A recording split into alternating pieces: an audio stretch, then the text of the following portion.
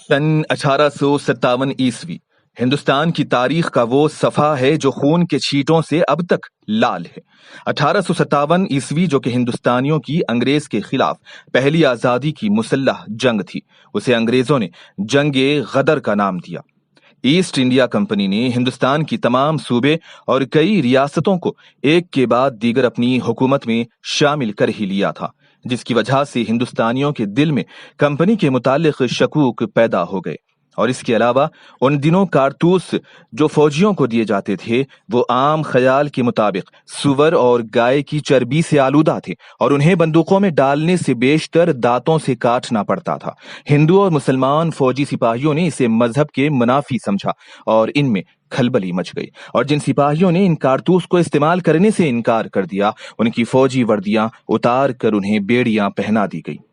جبکہ ان قیدیوں میں بہت سے ایسے بھی تھے جنہوں نے انگریزوں کی خاطر بڑی بڑی قربانیاں دی تھی۔ لکھنؤ میں بھی یہی واقعہ پیش آیا۔ برخاست شدہ سپاہی ملک میں پھیل گئے اور فوجوں کو انگریزوں کے خلاف ابھارنے لگے۔ 9 مئی 1857 کو میرٹھ میں ایک رجمنٹ کے سپاہیوں کو 10 سال قید بامشقت کی سزا دی گئی۔ جس طریقے سے یہ حکم سنایا گیا وہ بھی تہذیب سے گرا ہوا تھا۔ دیسی سپاہیوں نے انگریز افسروں کو ہلاک کر کے ان قیدیوں کو آزاد کرا لیا اور میرٹھ سے دہلی کی طرف بڑھنے لگے۔ میرٹھ کے سپاہیوں کی دہلی میں آمد سے دہلی کی فوجیں بھی بگڑ گئی اور دہلی کے مغل تاجدار بہادر شاہ ظفر کی تخت نشینی کا اعلان کر دیا گیا، اور اس اعلان کے بعد بغاوت کی آگ دور دور تک پھیلنے لگی۔ جنرل نکلسن نے انگریز فوجوں کی مدد سے تقریباً 4 ماہ تک دہلی کا محاصرہ کیے رکھا۔ 14 ستمبر کو کشمیری دروازہ توڑ دیا گیا اور جنرل نکلسن اس لڑائی میں مارا گیا، مگر انگریز اور سکھ فوجوں نے دہلی پر قبضہ کر کے بہادر شاہ ظفر کو گرفتار کر رنگون بھیج دیا اور ان کے 2 بیٹوں اور ایک پوتے کو گولی سے اڑا دیا گیا۔ دہلی پر انگریزوں کا قبضہ ہو جانے سے ہر جگہ جنگ آزادی کی رفتار سست پڑ گئی۔ مارچ 1858 میں لکھنؤ پر دوبارہ انگریزوں کا قبضہ ہوا۔ دہلی، لکھنؤ، کانپور، جھانسی کے علاوہ چند اور مقامات پر بھی انگریزوں کے تصرف میں آئے۔ دہلی کی فتح کے بعد انگریز فوجوں نے شہری آبادی سے خوفناک انتقام لیا۔ لوگوں کو بے دریغ قتل کیا گیا، سینکڑوں کو پھانسی پر چڑھا دیا گیا، ہزاروں نفوس گولیوں سے اڑا دیے گئے، جن میں مجرم بھی تھے اور بے گناہ بھی۔ مسلمان بھی تلوار کی گھاٹ اتار دیے گئے اور ہندو بھی، لیکن جلد ہی انگریزی فوج کے سکھ سپاہیوں نے قتل و غارت میں فرقے وارانہ رنگ بھر دیا۔ مسلمان چن چن کر قتل کیے گئے، بہت سے مقتدر اور متمول مسلمانوں کی جائیدادیں تباہ ہوئی۔ ان ہولناک مظالم کا اعادہ ان مقامات پر بھی کیا گیا جہاں اولاً جنگ کی آگ بھڑکی تھی۔ 2 اگست 1858 میں برطانیہ کی پارلیمنٹ نے اعلان ملکہ وکٹوریہ کے ذریعے ایسٹ انڈیا کمپنی کا خاتمہ کر کے ہندوستان کو تاج برطانیہ کے سپرد کر دیا۔ 1857 میں شاہ ولی اللہ اور شاہ عبد العزیز محدث دہلوی اور شاہ اسحاق محدث دہلوی اور ان کے شاگردوں کی محنت رنگ لائی، اور 1857 میں علماء کرام کی ایک جماعت تیار ہوئی۔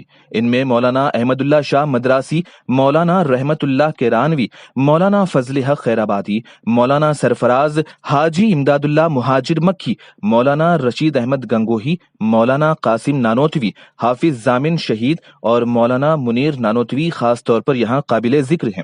غدر کے زمانے میں مولانا فضل حق خیرآبادی نے انگریزوں کے خلاف فتویٰ مرتب کرایا، جس پر علماء دہلی سے دستخط لیے گئے، اور یہی فتویٰ مولانا کی گرفتاری کا سبب بنا۔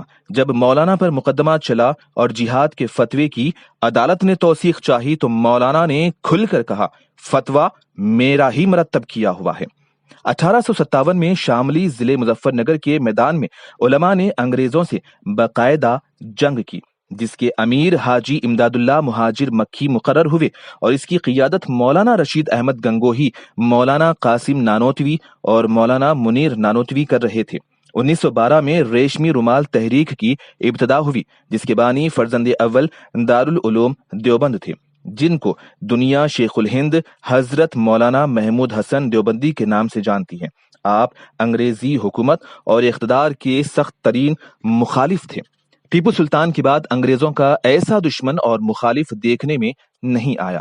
مولانا عبید اللہ سندھی نے کابل سے ریشمی رومال پر جو رازدارانہ خطوط شیخ الہند مولانا محمود حسن کو مکہ مکرمہ روانہ کیے تھے، ان کو حکومت برطانیہ کے لوگوں نے پکڑ لیا اور یہی شیخ الہند کی گرفتاری کا سبب بنا اور پورے منصوبے پر پانی پھیر دیا۔ شریف حسین، جس نے خلافت عثمانیہ اور مسلمانوں کی تحریک آزادی کی مخالفت کی تھی، وہ برطانوی حکومت کا وفادار تھا۔ 1917 میں شیخ الہند اور ساتھیوں کو بحیرہ روم میں واقع جزیرے مالٹا جلا وطن کیا گیا، جہاں مالٹا کے قید خانے میں ان سب کے ساتھ ظالمانہ برتاؤ ہوا۔ چنانچہ مولانا حسین احمد مدنی فرماتے ہیں کہ جب شیخ الہند کو مالٹا جیل میں نظر بند کر دیا گیا تھا تو انگریز میرے استاد کو ایک تہہ خانے میں لے گئے اور لوہے کی گرم تپتی ہوئی سلاخیں لے کر کمر پر لگاتے رہے اور ساتھ میں یہ فرماتے رہے کہ اے محمود حسن، انگریز کے حق میں فتویٰ دے دے، جس کے جواب میں شیخ الہند فرماتے ہیں کہ اے انگریز، میرا جسم پگھل سکتا ہے، میری جلد ادھیڑ سکتی ہے، لیکن میں بلال کا وارث ہوں، ہرگز تمہارے حق میں فتویٰ نہیں دے سکتا۔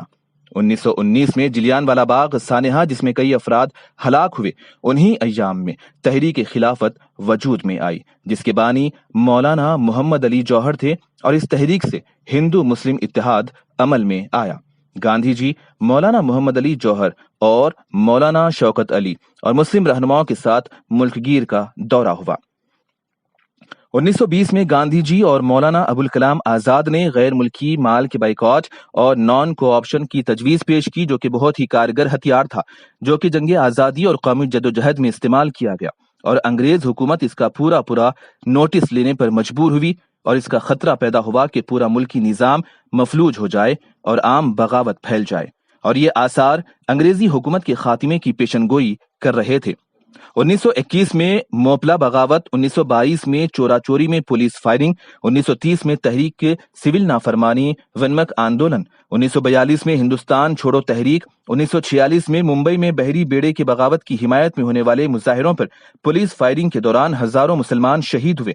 عام مسلمانوں کے علاوہ شہید علماء کی تعداد 20 سے 50 ہزار تک بتائی جاتی ہے، مگر ان اہم لیڈروں اور ان اہم واقعات کے بغیر پوری تاریخ ادھوری ہے اور حقیقت سے کوسوں دور بھی، جن میں مذکورہ بالا شخصیتوں کے علاوہ بہادر شاہ ظفر، بیگم محل، نواب مظفر الدولہ، حیدر علی، ٹیپو سلطان، امام بخش صاحبائی، مولانا برکت اللہ بھوپالی، مولانا حسرت موہانی، اشفاق اللہ خان، مولانا حبیب الرحمان لدھیانوی، ڈاکٹر سیف الدین کچلو وغیرہ نے جنگ آزادی میں بھرپور حصہ لیا۔ ان کے علاوہ بھی ایک بڑی تعداد کا ذکر تاریخ کے صفحات میں محفوظ ہے، جس کی یاد دلوں میں تازہ اور تاریخ کی نئی کتابوں میں محفوظ رہنی چاہیے۔